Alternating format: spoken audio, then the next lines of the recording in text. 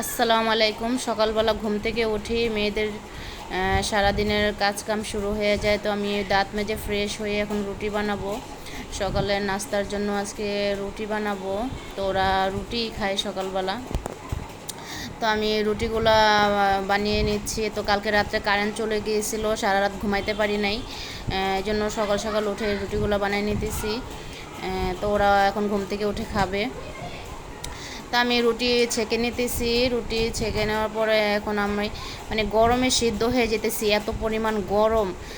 রুটি ভাজতে ভাজতে ঘেমে একেবারে অবস্থা খারাপ হয়ে গেছে আমার। তো আমি তাড়াতাড়ি করে রুটিগুলো কোনো মতো ভেজে নিয়েছি।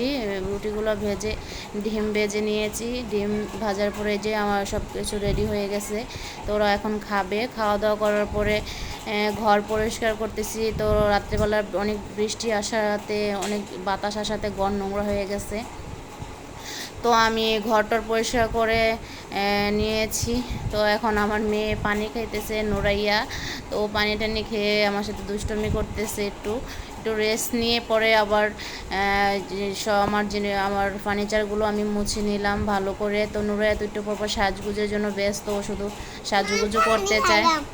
তাই আমি ভালো করে পরিষ্কার করে নিয়েছি। তারপরে ভালো করে ঘরটর মুছে চলে আসছি রান্নাঘরে। ঘর ঘর মুছে রান্নাঘরে চলে আসছি। রান্নাঘরে এসে দেখি যে অনেক ময়লা হয়ে গেছে রান্নাঘর। থালা বাসন উঠিয়ে ভালো করে বেসিন পরিষ্কার করে নিয়েছি। বেসিন পরিষ্কার করে এখন ভালো করে ধুয়ে এখন আমি আমার প্লেটগুলো ভালো করে মেজে নেব। তো আমি অনেক মেজে নিয়ে দুপুরে ভালো করে বেজে নিয়ে দুপুরে রান্না বান্নার ব্যবস্থা করব। তো আজকে আমাদের সাথেই থাকুন, আমার সঙ্গে থাকুন, আমার ভিডিওটা দেখুন। যে দেখতে দেখতে ভালো লাগবে। তো আমার হাঁড়ি পাতিল ধোয়া শেষ।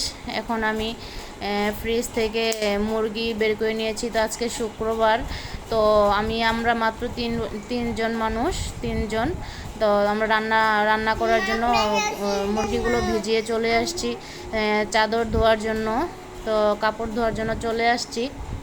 ভালো করে কাপড় কেচে ধুয়ে চলে আসছি বারান্দায় কাপড় মেলে দিব। তো ভালো করে কাপড় চাদরটা ছড়িয়ে দিব যাতে করে তাড়াতাড়ি শুকিয়ে যায়। তো আজকে একটু অনেক ঠান্ডা ঠান্ডা লাগতেছে বৃষ্টি আসার পরে।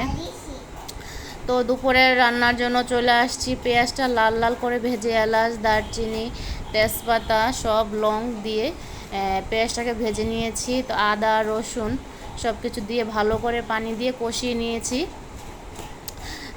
জিরা দিয়ে ভালো করে কষিয়ে নিয়েছি। এখন লবণ, হলুদ, মরিচ, ধনিয়ার গুঁড়া ভালো করে দিয়ে কষিয়ে নেব।